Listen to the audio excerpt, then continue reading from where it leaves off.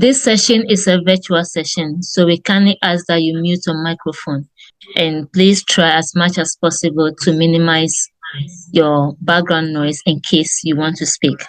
Please position your camera properly when you want to show your face while speaking. And let's try as much as possible to limit distraction.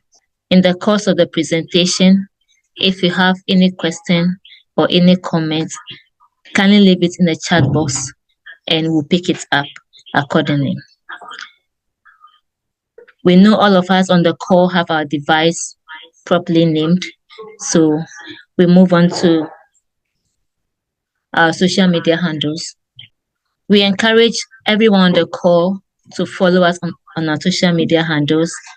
That is YouTube, Facebook, LinkedIn, X, Instagram, and our Telegram pages.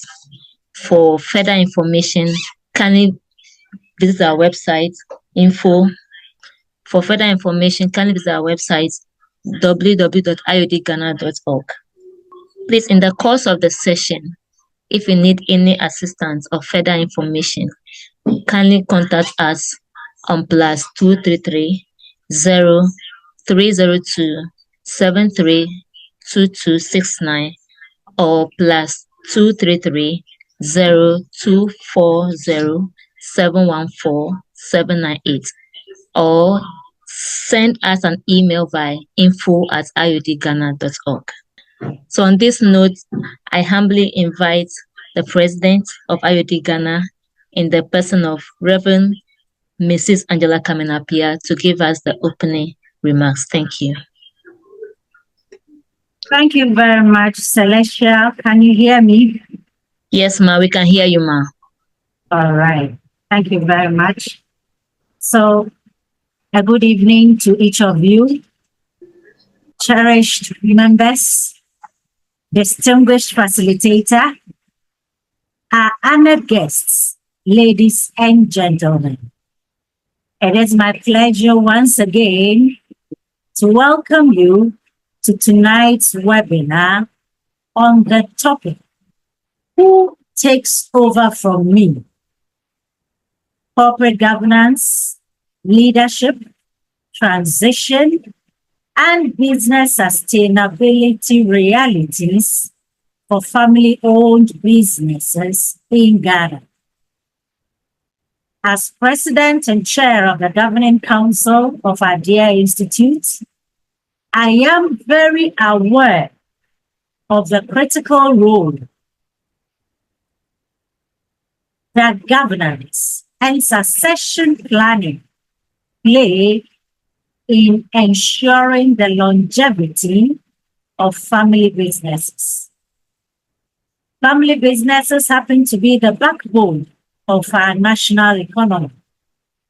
But too often, businesses that thrive under one generation struggle to survive the next due to a number of factors. These include unclear transitions, governance gaps, and leadership mismatches. Today, we confront these challenges head on, offering insights and strategies to secure a sustainable future for family enterprises in Ghana. We are very privileged to have with us one of our own, a fellow of IoD-Gh Institute, who will share with us his knowledge, experiences, and practical solutions. So whether you are a current business leader, a successor in waiting, or a governance professional, this discussion should equip you with the tools to navigate leadership transitions with confidence. And before I proceed, I'd like to express my gratitude to our corporate members in particular, our partners, strategic allies, and all of you for joining this important conversation. And I'd like us to engage actively, ask questions, and walk away with actionable steps to safeguard the legacy of Ghanaian family businesses. Now, may I hand over to Ms. Kujo to take over from here. Thank you very much. Thank you very much, Madam President, for such an insightful opening remarks. So we move on. We welcome Ms. Dr. Alfred Brahma to give us an intro about the speaker.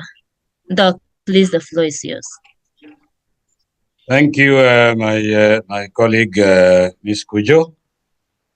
And let me stand on existing protocols.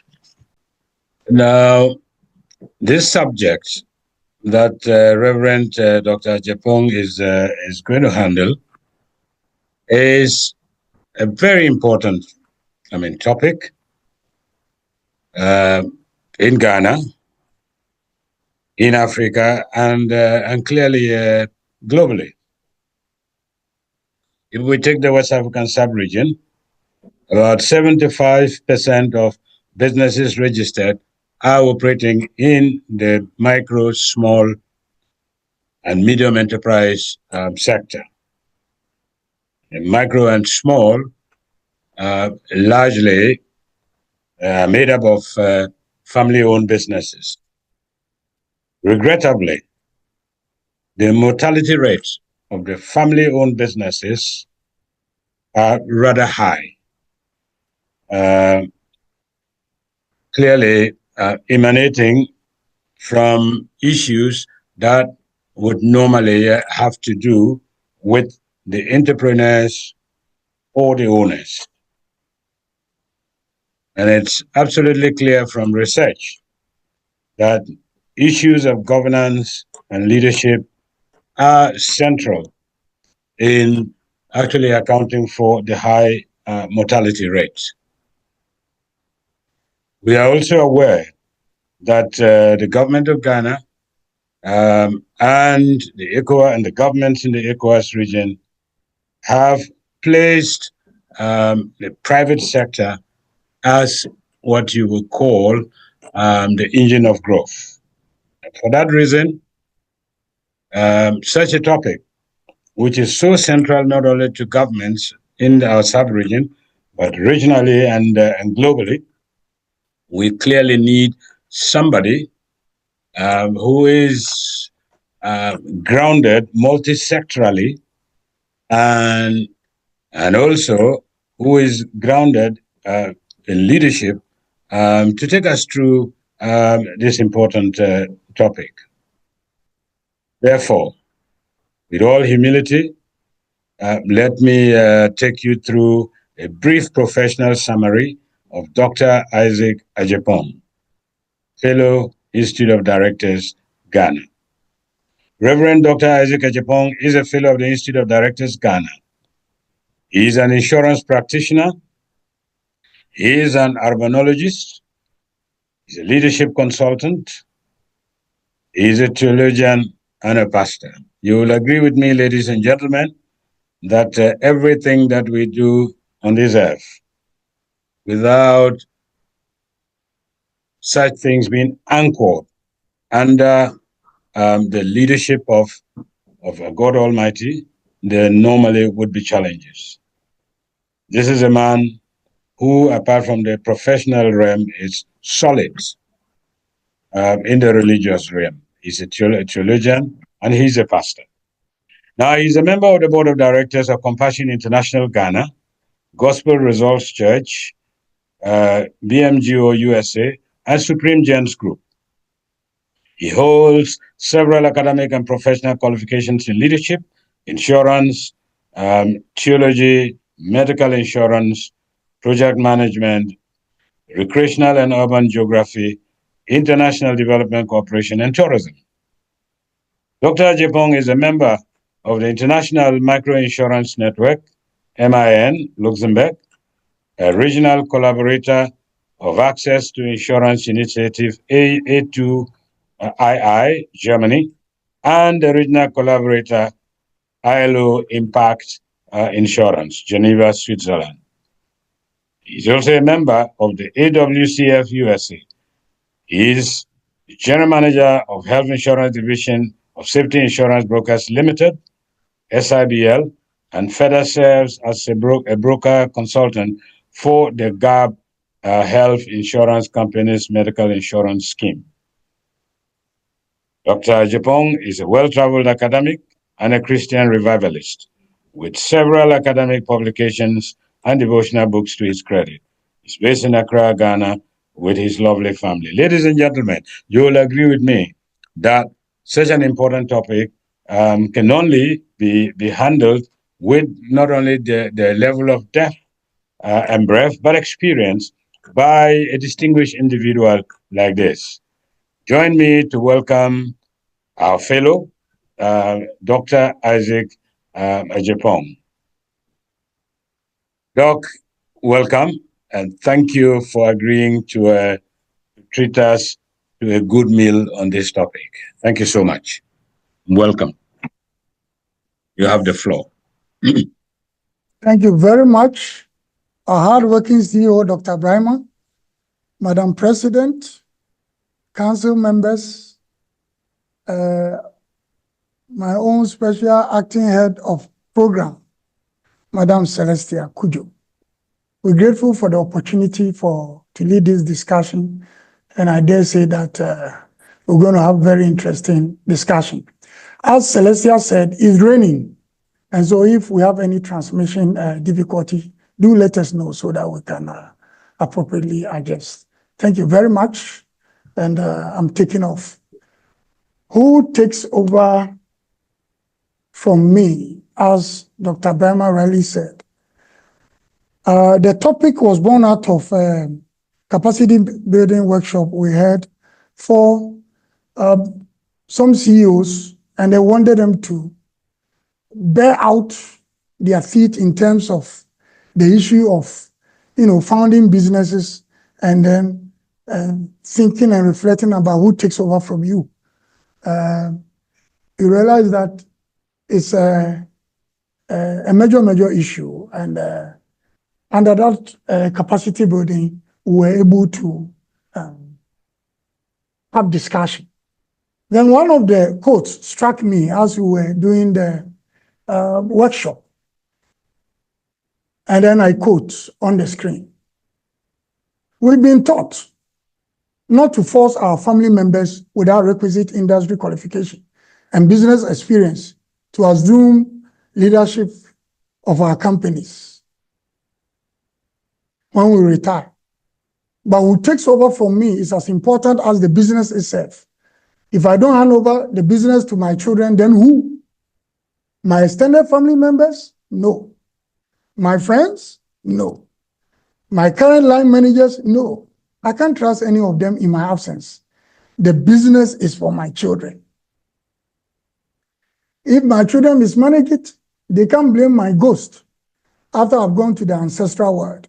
They will have to blame themselves for their folly and misconduct. On the other hand, if they succeed in growing the business as I've taught them to, then they can enjoy the fruits forever. And their children too can take over and enjoy. So for me, that's my take on family business growth, succession, and longevity. I simply do not support the idea of giving my business to strangers to run, who could dump my children off and enjoy where they most so. This is a sentiment that was expressed by one of the participants. And out of this, I tease out the following puzzles for reflection as we discuss further. This quotation, we see forcing leadership down the throat of family members. We also see the issue of what happens after a pioneer entrepreneur retires or dies. Then the issue of leadership credibility.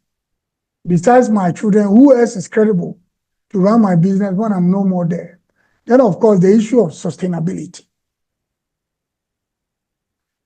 I will not belabor the point in terms of the definition. I just want to contextualize. So I will dwell much on leadership.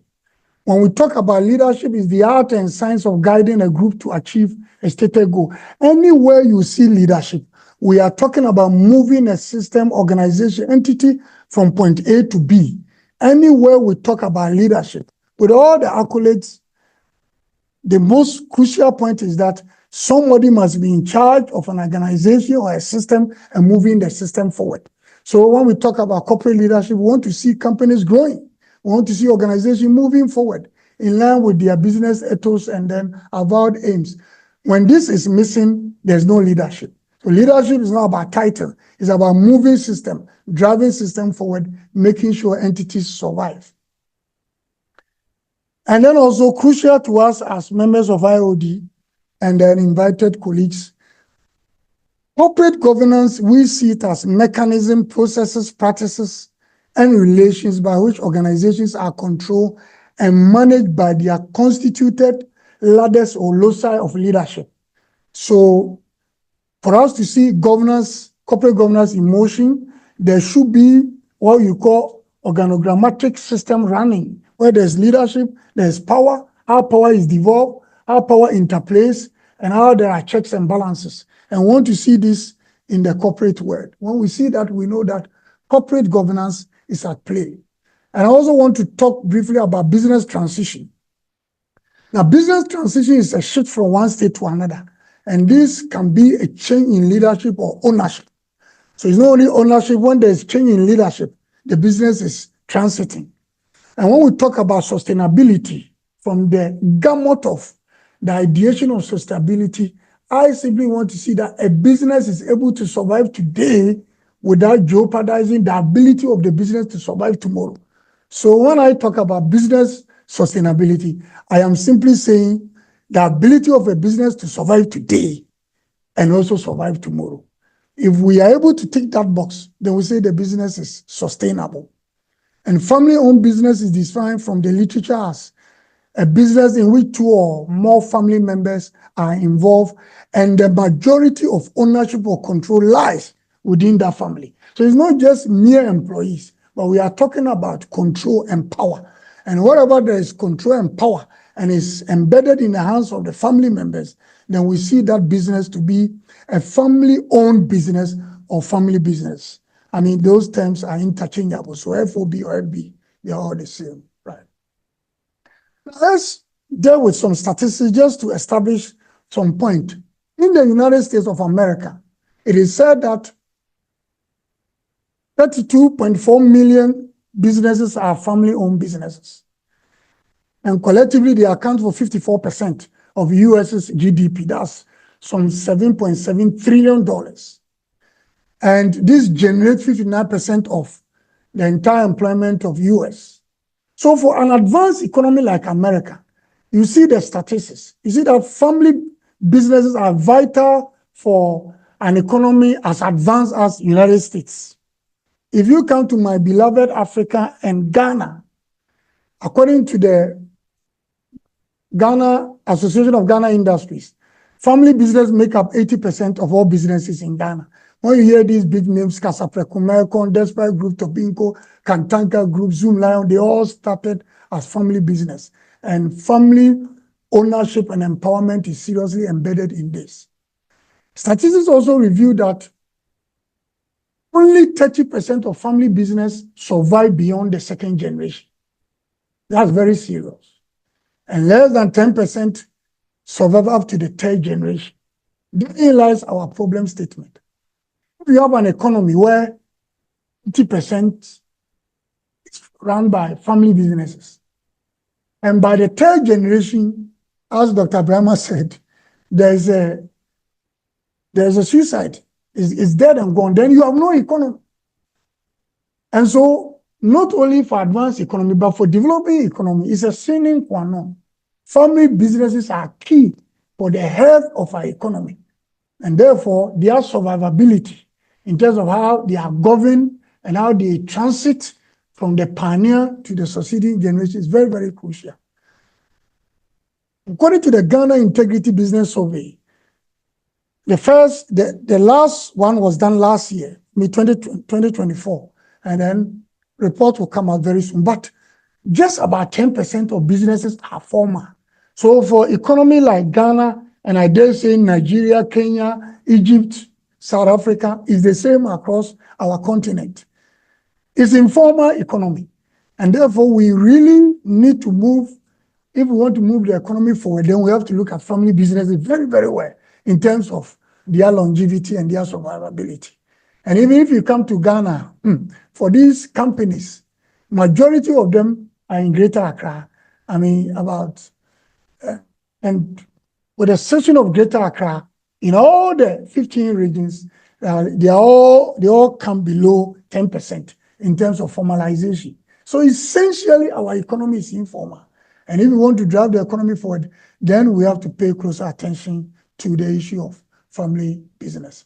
I want to look at characterization of family businesses in Ghana. And I want to say that this symptomatic characterization that we're going to see cut across Africa.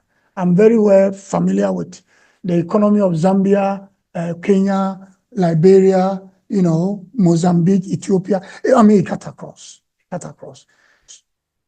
The first is to look at leadership. Now, in this presentation, we are not looking at textbook issues. We are looking at practical issues born out of phenomenological consideration. In the theory of phenomenology, we look at events as they unfold, okay? Event as they unfold. So as we interact in the ecosystem of the business geography of Ghana, what do we see in terms of how family businesses are governed in terms of leadership?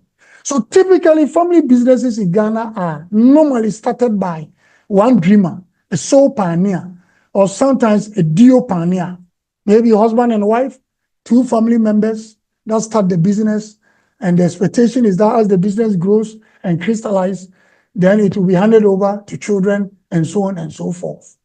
Now, the founder or the promoter normally becomes the pioneering CEO or the managing director with unlimited tenure of office. I mean, he hangs on until he is forced by circumstances to hand over. And where circumstances such as age, sudden death, or ill health setting, then you have succession that is characterized technically as unplanned succession. There was no idea to hand over immediately. Then suddenly, this pioneer CEO falls sick, God calls him into glory, or age catches up with the person, he no more can run the business, then he's forced to hand over. And when it happens like that, you see that succession is not planned, it's not well architectured. And right from the takeover, you see that problems emanate. In few cases, there are planned succession, in which case the anointed heir apparent is identified, and then he is groomed or she is groomed to take over.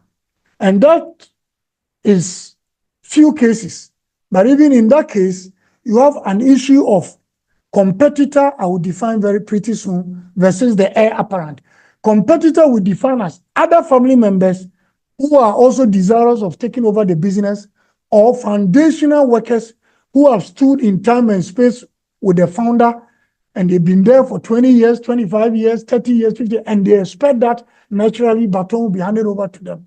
They may not necessarily be family members, they could also be family members. And the natural expectation is that they will take over.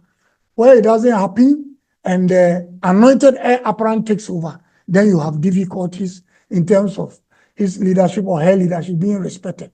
We have also seen that when there is a takeover, there is an emergent, what I call CEOtic subculture or lifestyle that are imposed on the successors. So you have to look like a CEO in Ghana, drive like a CEO. Recently, when we had a lecture under the ACGN by Reverend Dr. Fosudaku, he dealt with it, and I'm grateful to him. There's a car you must drive. How many countries have you traveled to? And this subculture characterizes the takeoff leadership of the successor. So instead of looking at the business and looking at the new dynamics, it becomes more of how you measure up to this emergent subculture. How many countries have you traveled to? What did you travel to do is immaterial. Are you a member of the World Club 100? I mean, those who have traveled to more than 100 countries, since when did you change your car? Are you driving the latest series? And so on and so forth. And these CEOs come under intense social pressure. When you go for a social function, your donation must meet a certain threshold. And before you realize, all this pressure impinge on the leadership style, and before you realize, the business start nosediving. Then another characterization is what I call power play. And the power play comes when the founder leader hands over. First is the administration of the founder leader. Normally, we have said that he or she is quite autocratic, and in that way, his word governs the company. And normally, you will see that such a founder is surrounded by yes men and yes women. And they have become yes men not because they cannot think, but because they must also protect their job and survive. And these yes men and yes women must make sure that the founder leader is comfortable. And you dare not go against the ethos of the founder leader. And as soon as the founder leader leaves, then sometimes they are surprised that what happened that I've worked with this employee for 20 years and suddenly I'm seeing a different color. Yes, it's because the subculture that you built was such that people needed to be yes men and yes women. And it's when you are not there that they are showing their true colors. And then people are surprised that, oh, this employee I thought was loyal, and suddenly I'm seeing different, behavior. Highly objective, free-thinking potentials are consciously or tactically made short-term employees or tactically forced out. And the idea is that these are very objective loyalists. They are loyal, but the way they are free thinkers, if we don't clear them off and we allow the heir apparent to take over, they'll have problems. So they are tactically forced out. Sometimes it's not so conspicuous, but the atmosphere is made such a way that you either have to resign, find your way out.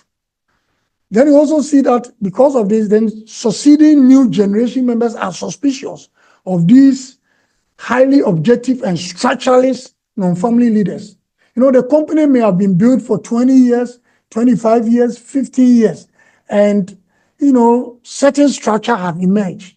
And some of these loyalists would have internalized this structure. So they have become fairly structuralist in terms of the way the company is run. And the heir apparent who is brought from outside in code to take over, then will have difficulty with these structuralists who insist that this is how we have run the business and want you to conform. Then there are power struggle. And in no time, you see that these loyalists, they find their way out and the business starts to struggle.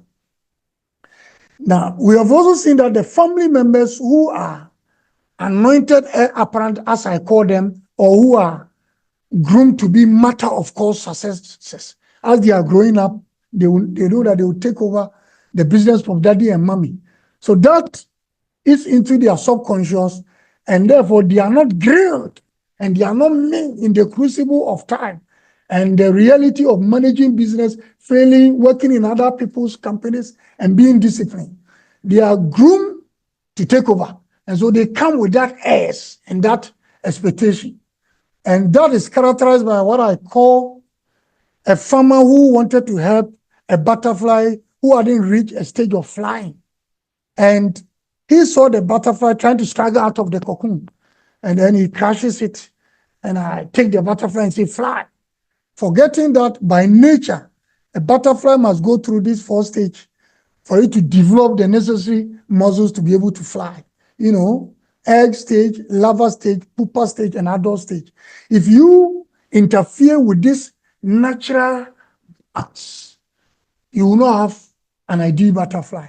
So what we say is that even if sons and daughters will take over, let them go through crucible of time, managing business, they themselves working as employees somewhere, being dribbled, and then when they come and take over, you see that like a butterfly, they would have gone through the stages and they become proper adult. But if it is pushed down their throat that you will take over, and they see it as a matter of course, they are not dribbled, they are not trained by time. And so when they take over, they struggle, and in no time the business doesn't survive. Then we look at governance and then growth. When the new generation take over, suddenly they are confronted with, should I maintain the entity as I have taken over, or should I innovate? And depending on the appetite of the company to grow beyond sole proprietorship, partnership, to, a limited liability company or something to be listed on the stock exchange, it will tell us whether they want to have appropriate governance structures in terms of board, proper management.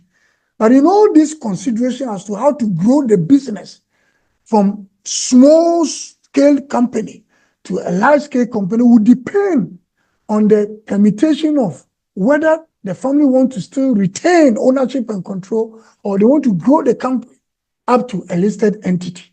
More often than not, family wants to retain power. And so the motivation to grow the company into a listed entity is zero, is missing. Because the fear is that when it becomes a listed company, then the rigidity of the company law comes in, and therefore they will lose control. I'll deal with it when I'm prescribing some solutions subsequently. But this is another characterization that we see in terms of appetite to grow the business beyond SME into a large-scale company. Then the final characterization is what I call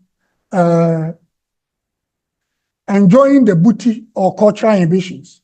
And in this characterization, I've captured the sentiments as we pick it when we're engaging these wonderful CEOs in some of the regions in Ghana.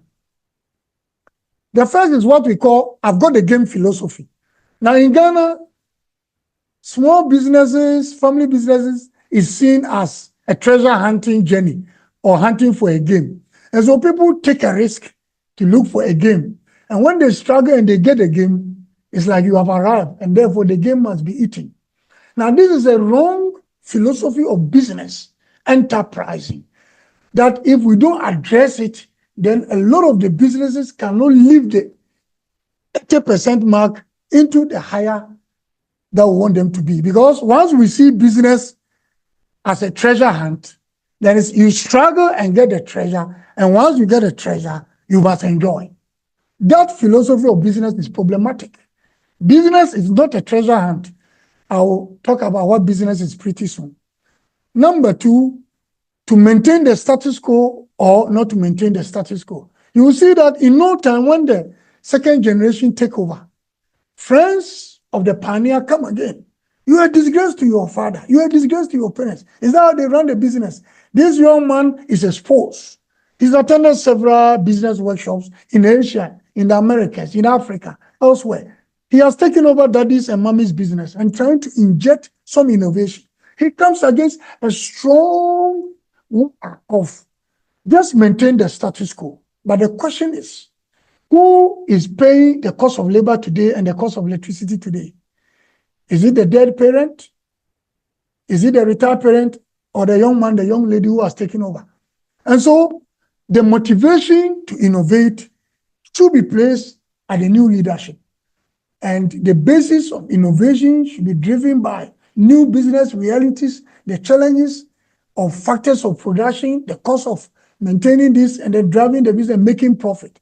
Otherwise, if it's just to maintain the status quo, this is how daddy started this, this is how mommy started this, this is how the family has always managed this business 50 years, and we have succeeded, then the business may not meet the realities of today, means of running business, and that may be problematic going forward.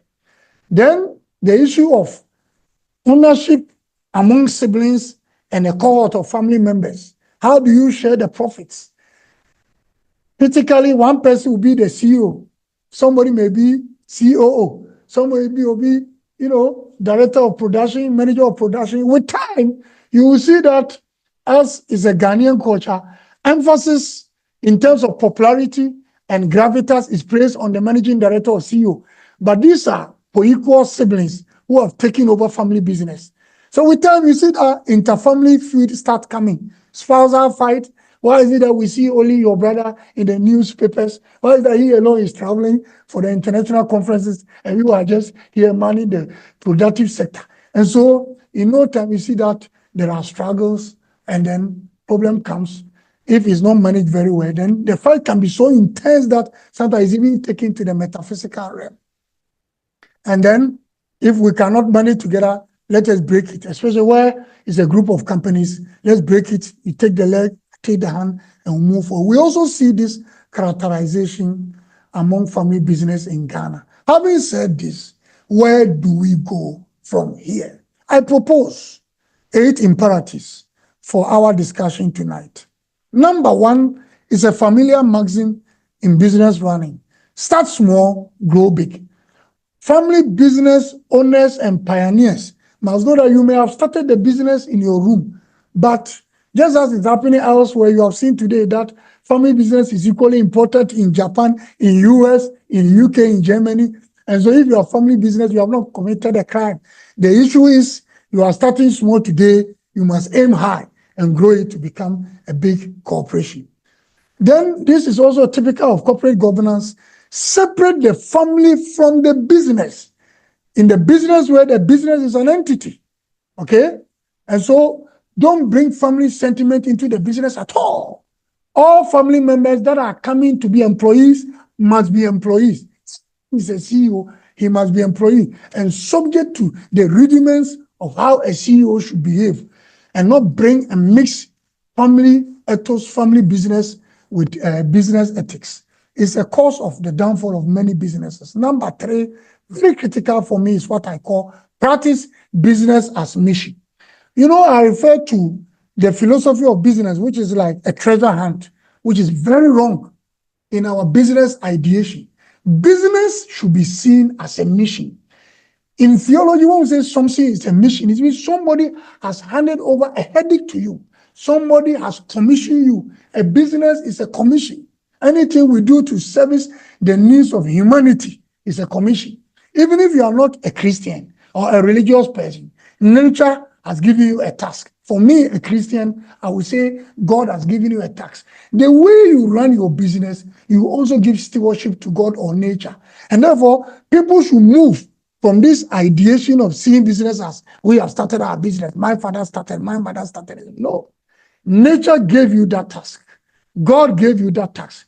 Therefore, you are answerable to the one who gave you that skill set to be able to found this water producing company, this cars producing company, and so on and so forth. So until we see business as a mission and a commission, where you must carry it as a ministry, it's to humanity. And in doing so, you will enjoy the profit. You have all your terms and conditions as a CEO, production manager, a sales manager, whatever the family decider you are placed. You must see business as a mission. Business as a mission is a whole gamut. And next time when Dr. Brahma so indulged and president, I want to deal with this subject, running business as a mission with commitment to nature and to God, that you are answerable, that this ministry of your business must survive. Number 4, we should not force leadership down our family members. Look at your children and the family as they grow. You are into water producing business.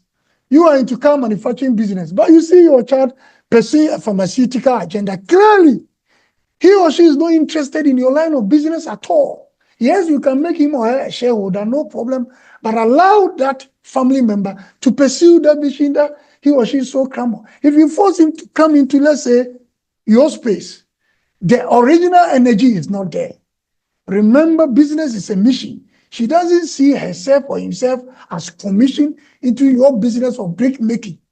And so when you hand over to him, well, daddy and mommy say, I should, and everybody is putting pressure on me.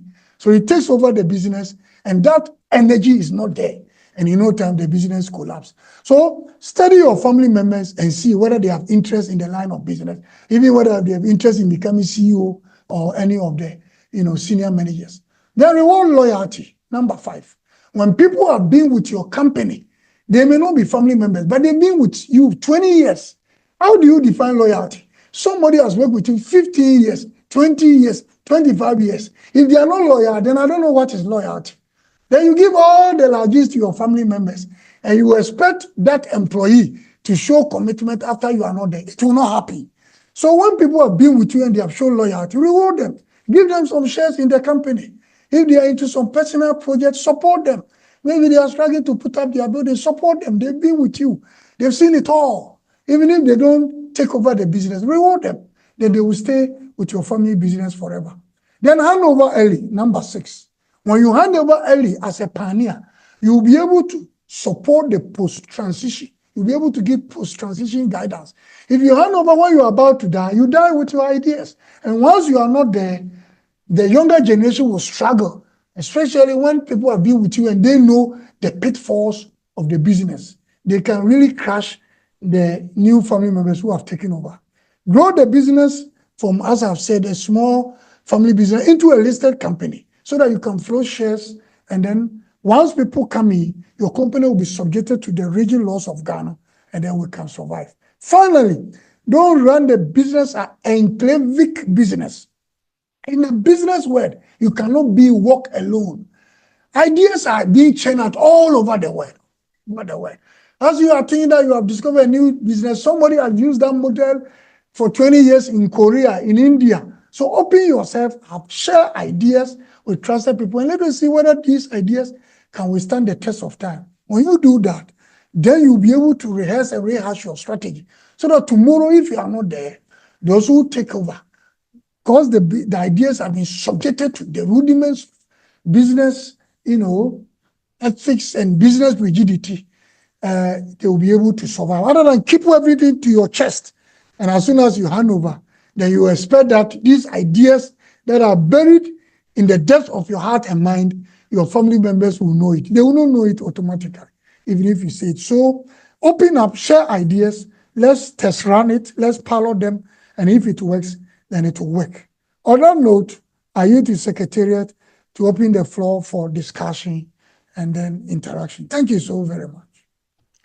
Thank you very much, Reverend Dr. Isaac Ejapon, for this insightful presentation. I know members on the call have a lot of questions running through their mind. So please, anyone with a question, you can leave it in the chat or just raise your hand by the action button. We will call you accordingly.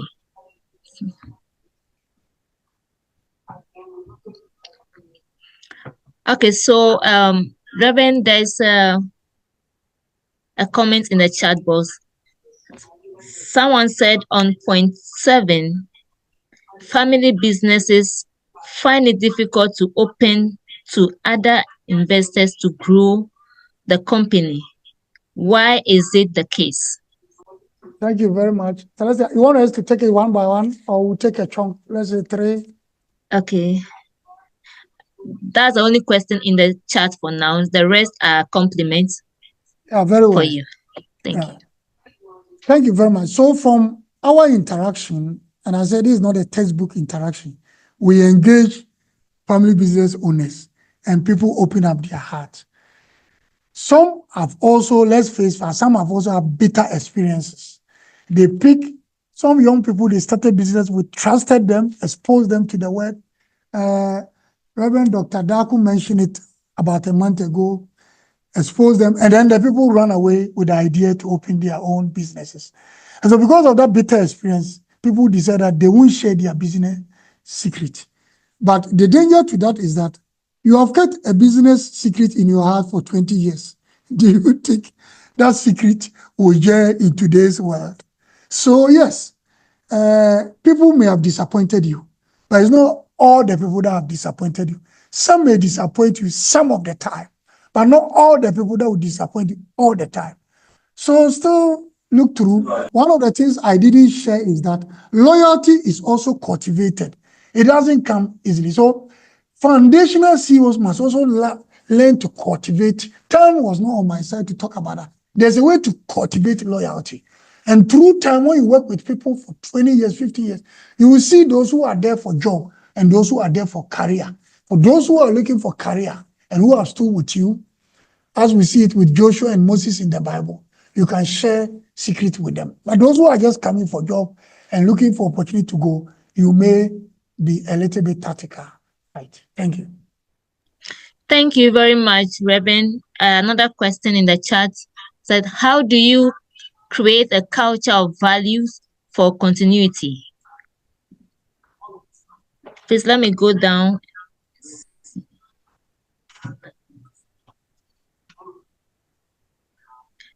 That's a question, Doc. Okay.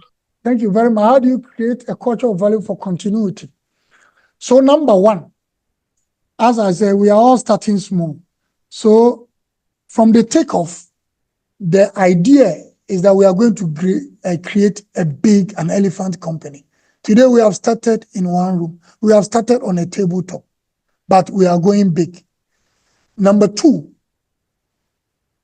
the idea that it's a family business and therefore family members will automatically take the baton should not be created right from the scratch. That is an invitation for disloyalty.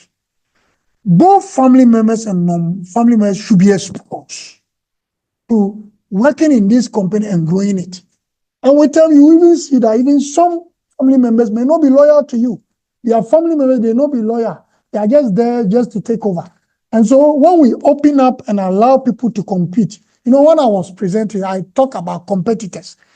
And the competitors I define as loyalist employees who have stayed with you for a long time. They also see themselves as potential takeovers. And then also there are family members who have stayed with you, and sometimes the family members that take over are those they call expatriate family members. You send them outside to go and get all the certificates. They don't have experience. They come and take over. Those family members who have been with you for a long time see that you have disappointed them. And that is also a problem. So for us to grow a company that is sustainable, never let us think that somebody is heir apparent. All employees are potential heir apparents. All employees are potential heirs apparent. The one who will become Joshua after Moses should prove himself or herself. Nobody should come with the idea that I'm going to take over from mommy. Even if you gave birth to only a child, that child should never think that he's automatically going to take over from you. He or she to prove that he's a business executive and a potential business executive. Otherwise, when the day comes to handover, let's give it to a Joshua who has proven that he can take over Israel allies and cross the Red Sea with them, and not a Moses' brother or a Moses' uncle, but a Joshua who has proven loyal to Moses and Israel and has proven that he can cross the Jordan. Thank you.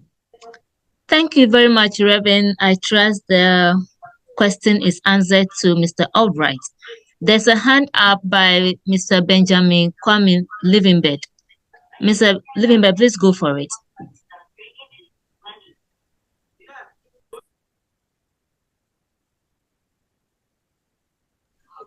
Mr. Livingbed, please, we can't hear you.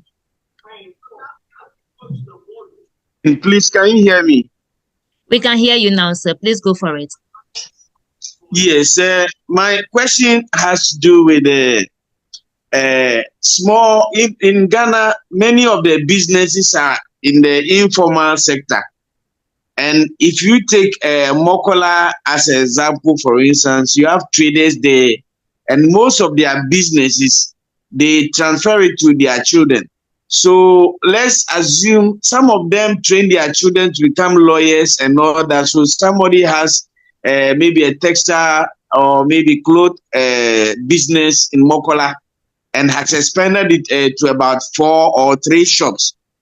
And maybe the person dies and gives it to the child who is probably a lawyer and is not interested in selling. So for such businesses, how can such businesses continue to exist or grow? How can the owner ensure that such business that is probably earning him or her so much money continue to grow? Is it by getting other people to manage it for the children, or the children, like you said, children should not be forced to take over their parent businesses?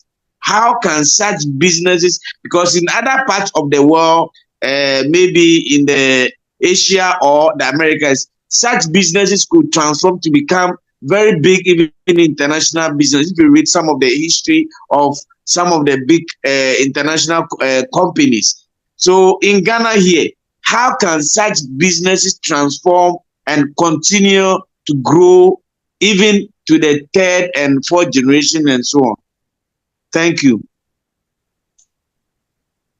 Thank you very much, my brother. It's a very important question. Now, let's look at family businesses that are doing well in Ghana.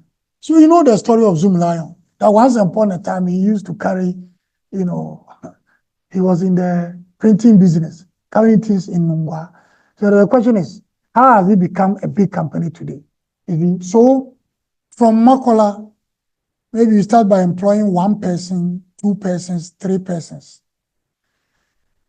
When the attrition rate is very, very high in terms of you have run a business for 20 years in Makola and none of the employees have stayed with you for 5 years, then there's a serious problem. You come to IoD, IoD will help you. If there is such a person, if you link the person to secretariat, will be supported. But when loyalty is established, even in Makola, 1 or 2 employees have stayed with you for 10 years, for 7 years. They are willing to stay. So then we should move a step ahead further.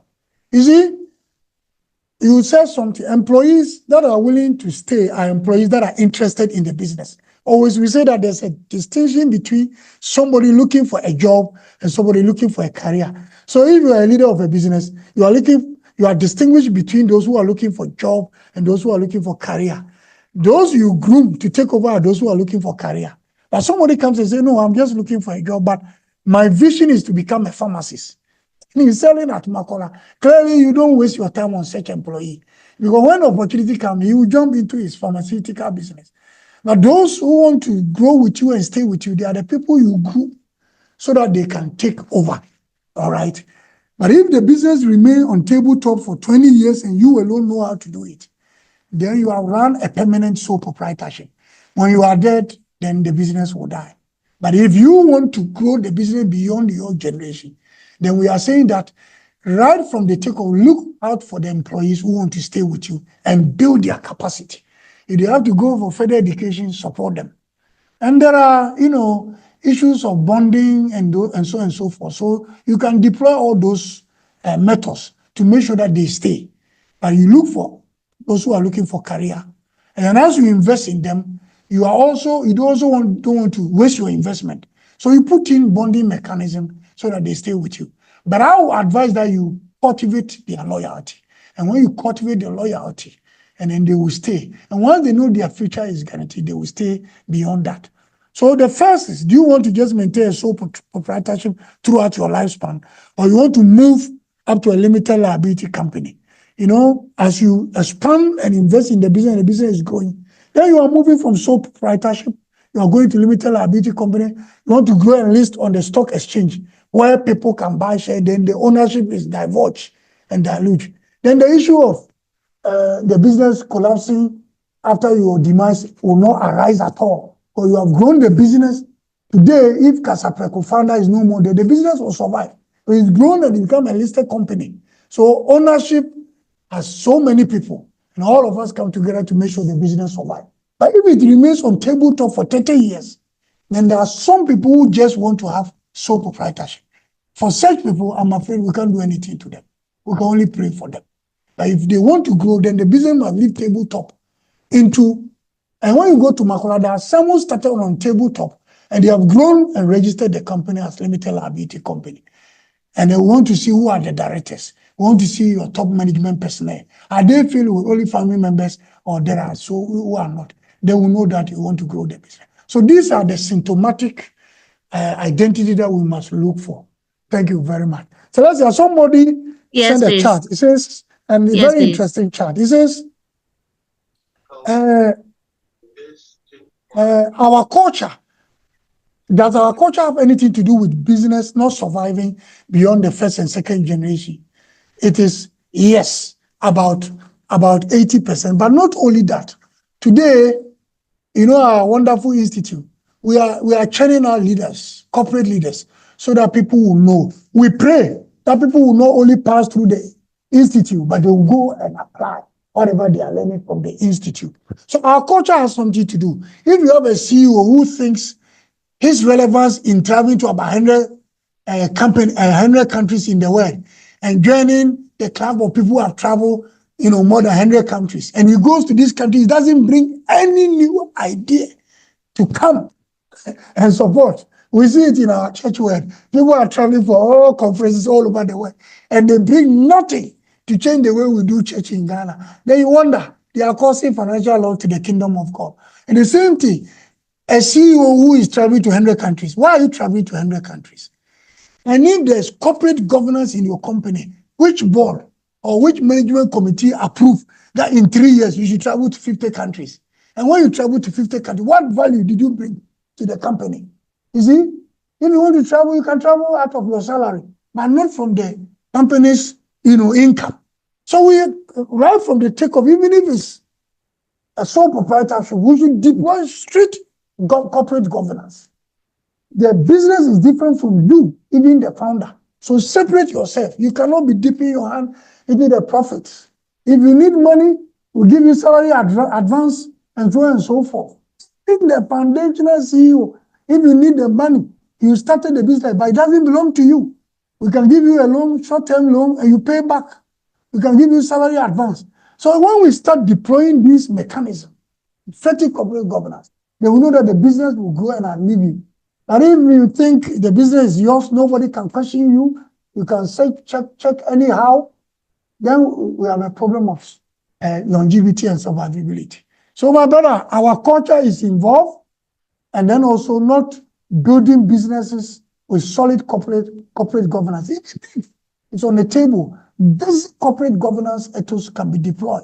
You don't need to have done MBA to survive. Just separate your business, have a separate business account. Who are the signatories? Only you and your children, or you bring somebody in who can also checkmate you. When we see these things from the perspective of IoD, we know that, yeah, even though the business is small, signs are there for sustainability. And where they are missing, for 20 years, you and the husband alone signed the check and nobody questioning. I'm afraid you are selling you are serving as your death warrant and the death warrant of the business. Thank you. Thank you very much, Reverend. I'll just take one more question, actually 3 in 1. Like you said earlier, we might have to undertake a second part of this presentation so that we can digest more of the into the topic. So for Mr. Charles, he said, I'm interested on how family businesses have evolved in other countries. What are the best practices in other countries? And are there any examples of family companies that have evolved and grown over the years? So this will be our last question from the chat. I've seen a hand up by Mr. Abraham Addison. We'll take that question from him. Then I'll invite Madam President to give us the closing remarks for this session. So, sir, please kindly help us answer the question from Charles, please. So thank you, my brother Charles. As I said, if you're not going far in our own country, we've seen businesses that started like family businesses, Poku Transport, Kantaka Group of Companies, Tobinco. They are all doing well, except that some of the companies, the foundational leaders have not been called into glory. So you don't know what will happen. The bitter story of Poku Transport in Kumasi. Today, when you get to Kumasi and you are climbing the Oforiko, you see that weeds have grown there. So the success story we want to see more when the foundational leader is no more there. Right? But we've seen Olam, which is a global country. They are in Ghana, they are in Bangladesh, they are in India, they are in Singapore. It started as a family business. It's over 100 years old. Massey Ferguson in UK, it started as a family business so many years ago. And what happened is that even if you take the big companies in Korea, in Japan, it's the same thing. They all start as family business. Now, the difference we see between ours and theirs is that you see a family business in Asia or in Europe, in no time, given 5 years, 7 years, you see that they have moved to a limited liability company. And the board is not saturated by only family members. Of course, even in European family business, a family member will be part of the board. No two ways about that. You see family members in management, but they try to bring others on board. In our own country, you see a board, a company has a board member. So when you do background check, not the names. The names may not be a Japo, but maybe Isaac Japo is on the board. Then you have Esinunu on the board. When you do background check, you see that Esinunu is a Kazi. then we are not helping ourselves. We are still surrounding ourselves with yes men and yes women. So what I would say is, number one, when we start small, let's grow the company into an entity where the rigorous corporate laws of Ghana can be deployed. Okay? Sometimes people don't want to grow the business because they know that if we take our company law of 2019, it's very, very rigid. And therefore, people are scared. They don't want to grow there. So we grow it there. We see it in Europe. We see it in Asia. And as the company grows and becomes a limited liability company, it becomes more stringent to just personalize it. And even if it's listed on the stock exchange, then even the bar is lifted higher. So from Europe best practice in Asia, that's one characteristic we see. Then also, you control family members. Don't let them take it for granted that the business was started by their ancestor or their mother or their father, and therefore they have a natural right to be employed there. If they come into the company and they misbehave, give them a sack and let them know that business is different from family. Decouple family sentiments from the business. Number two, I've talked about growing the business bigger and making sure it becomes a limited liability company. I've talked about staffing the board and management, senior management, not only with family members, but competent people. And I'll talk about decouple family sentiments from the business so that they don't mix family with the business. People cannot work and say, we have a funeral. Why are you giving us this small check? These are father's family. We want you to sponsor the coffee, sponsor the food and drink. They can come to a business and talk like that. So dilute the cultural practices that is not helping us and let them know that business is business, family is family. Of course, out of corporate social responsibility, if you want to support certain family initiatives, why not? But they shouldn't need the two. So with a limited time, this is what I will say. The slide will be shared from the secretariat. And in it, we have more points. Somebody also said he wanted some citation from literature. In the original slides I've shared with the IoD secretariat, I've cited some literature there, and then you have some. And then if you link up with Madame Celestia and you see me, I have a whole, repertoire of literature that I could share with you. Thank you, Celestia. Thank you very much, sir. So we go from Mr. Abraham Addison, then our Vice President will give her the floor to ask the last question. Then Madam President comes in to end the session for us. Mr. Addison, please go for it. Thank you very much, Celestine. And thank you, Mr. Dupont, for the insightful presentation. But I was just wondering, is it possible at all to have a family business that would go all the way to, listing on the stock exchange and still have some major control or power? From our presentation, it looks like we want to move away from the family business, kind of thing, like move away from. But I'm asking, is it possible that a family will still have control and have that great success in handing over, running the business, and still ensure that the family is in charge, regardless of the growth of the business, whether international or whatsoever? Is it possible? Because from this presentation, it looks like we want to. I'm getting the understanding as you're getting to limited liability, that family power or control diminishes, which is true. But are there examples of families that have succeeded in that? And is it possible to do that? Because some families might decide that, well, this is a family business and this is what we want to, but we want to go to the highest possible level. So that's my question. Thank you very much, my brother. It's a legitimate concern. There's no crime in starting a sole proprietorship and wanting to maintain it. Let's grant that within our economy, with all the difficulties that we have, we're doing some study comparing some business in Western North region and then some business in Korea. We realize that consciously the government decided that certain family business starting, they will guarantee for them, some facility, 3% rate.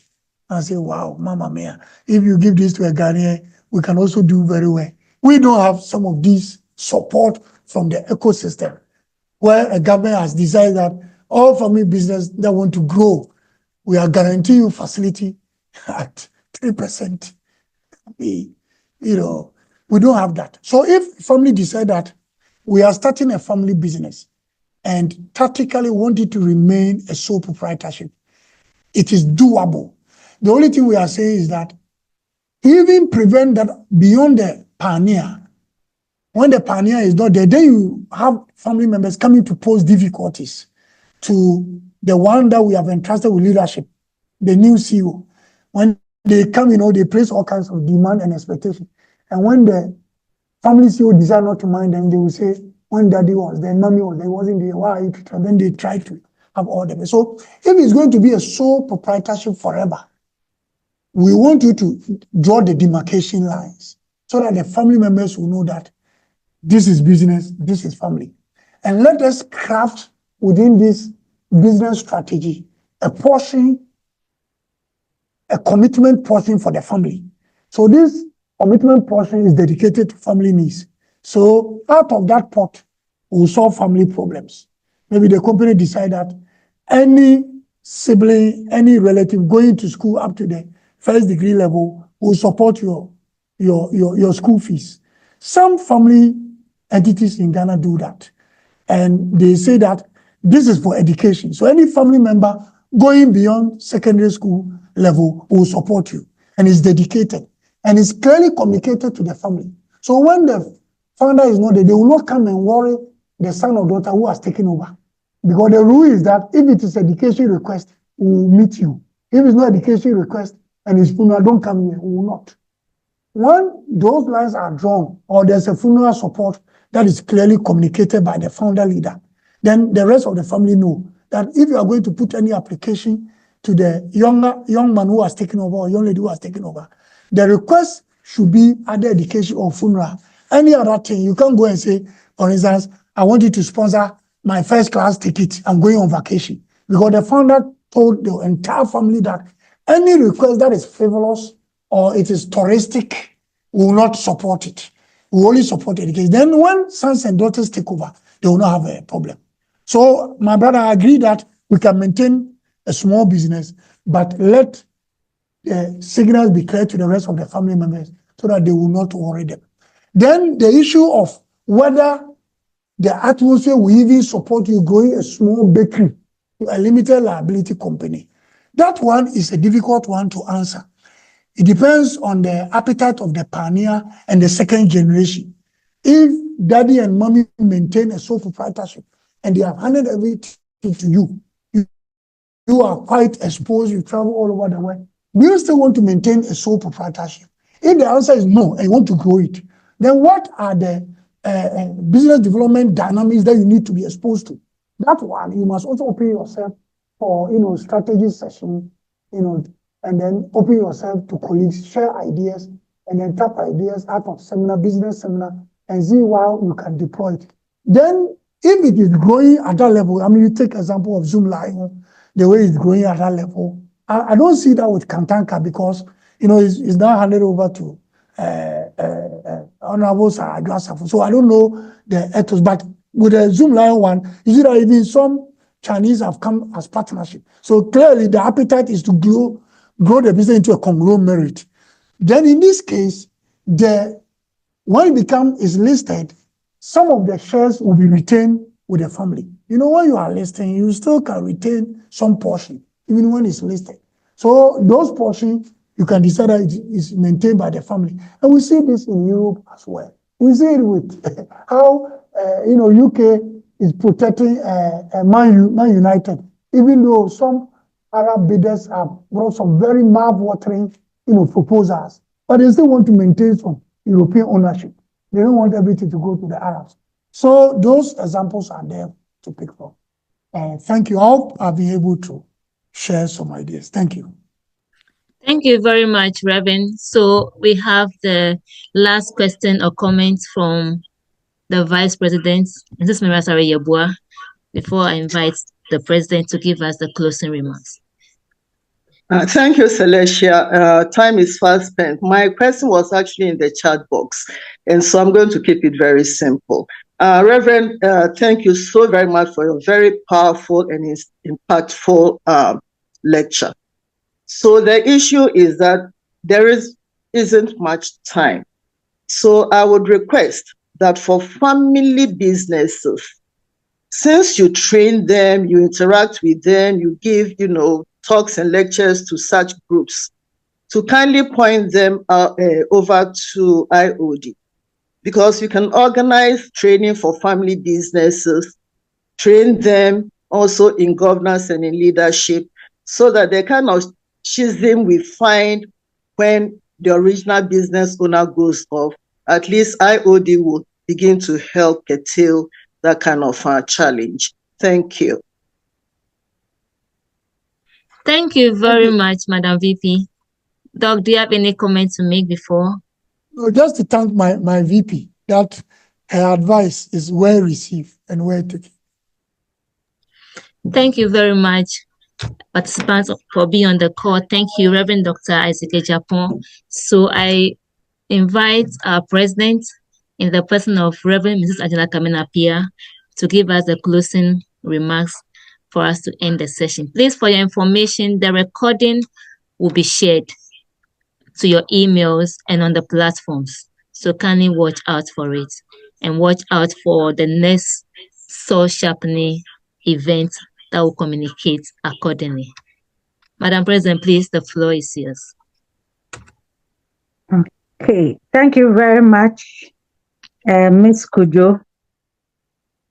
And a heartfelt appreciation to our distinguished facilitator for such fiery and spirited, thought-provoking discussion.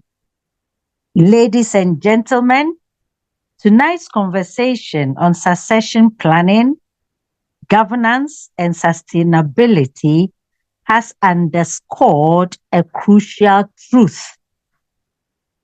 The future of a family business is only as strong as its preparation for transition. From legal frameworks to emotional readiness, we have explored the multifaceted challenges and opportunities that come with passing the baton to the next generation.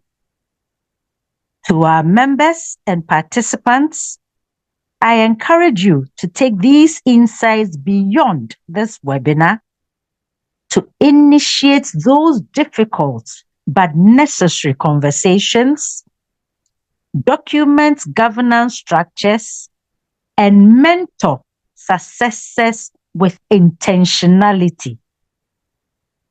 The sustainability of Ghana's family businesses depend on the decisions that we make today. And for those who wish to delve deeper, we will be very happy to share key takeaways and additional resources via email. As we conclude, let us remember that leadership transition is not just about who takes over. It's about ensuring that the business outlives its founders. Let us therefore commit to building businesses that endure for generations. On behalf of the members of the 10th Governing Council of our dear Institute, I extend our gratitude to our facilitator, our stakeholders, and to each of you for your contributions to making this event a success. Stay connected with us for more governance-focused programs. And until we meet again next time, I wish each of you continued success in your leadership journeys. Good night and God bless us all. Thank you very much, Madam President, and good night. Good night. Thank you, everyone. Good night, and thank you, everyone.